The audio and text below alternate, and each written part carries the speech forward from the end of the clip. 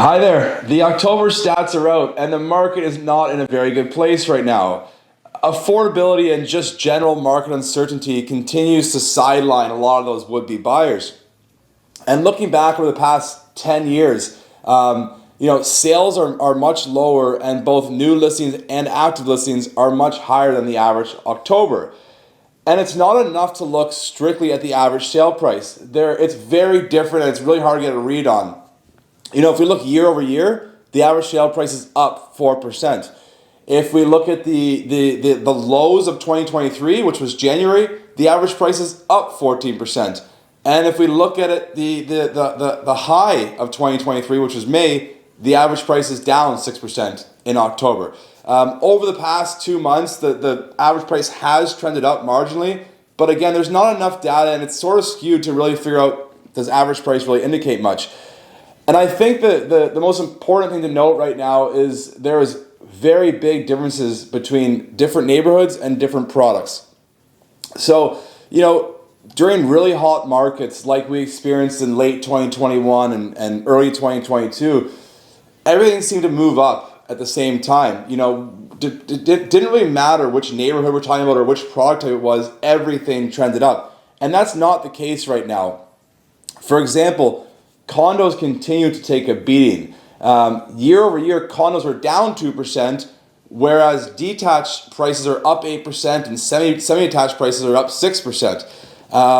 If you look at sales to new listing ratio for condos, that's 27.7%, meaning that only 27% of new listings sell for condos. That same stat for detached, 40%, and for semis, 43%.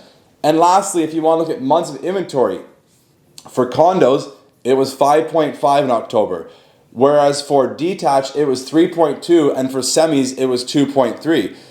So that clearly shows the divide and the differences right now between the condo market and the freehold market.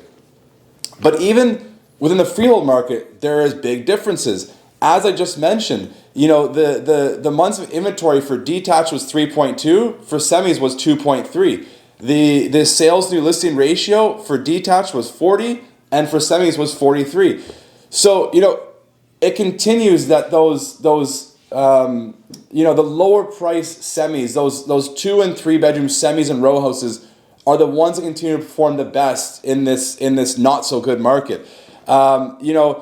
It's still is very typical to see homes, and buyers are becoming more discerning, of course, but it's very typical to see semi-detached homes or row houses that are in good neighborhoods and renovated still receiving competition and multiple offers.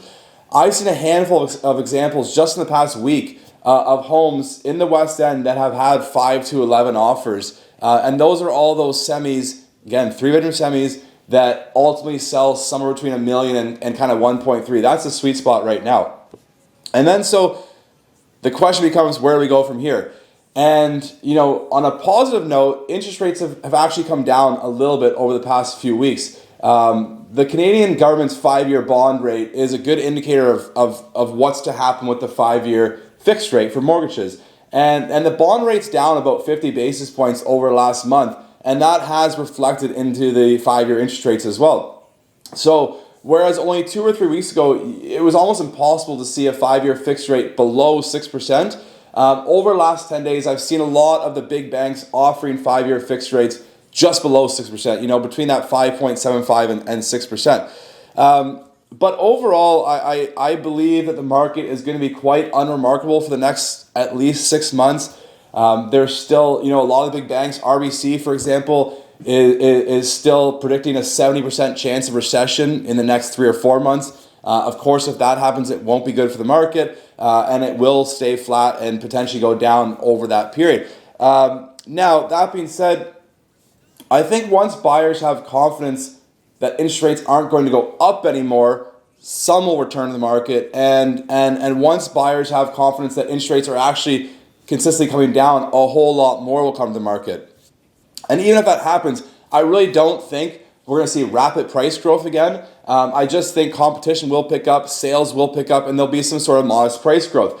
And lastly, if you look back the last 50 or 60 years, every real housing slump has sort of lasted between 4 and 6 years.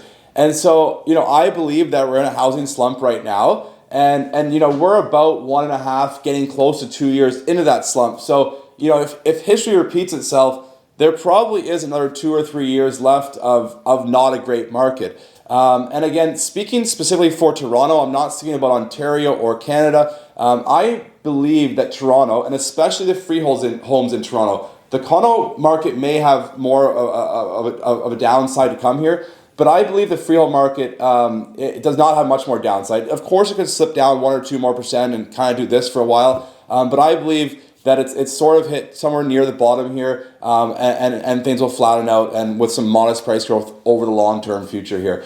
But that's sort of the end of the video. I think that the biggest takeaway is, be patient, whether you're a buyer or a seller. And most importantly, again, whether you're a buyer or seller, make sure that you're working with a realtor who understands your product type and your area. Because as you can tell, the market is sort of all over the place, and just judging by what's happening with the average overall sales price is not enough. You really got to hone in and understand your product in your neighborhood to get the best value out of your home, or to get the best price for a future purchase on your part. So I hope you found some value in this video. If you did, please consider sharing it with your friends and family. If you have any questions at all, of course, reach out to me anytime.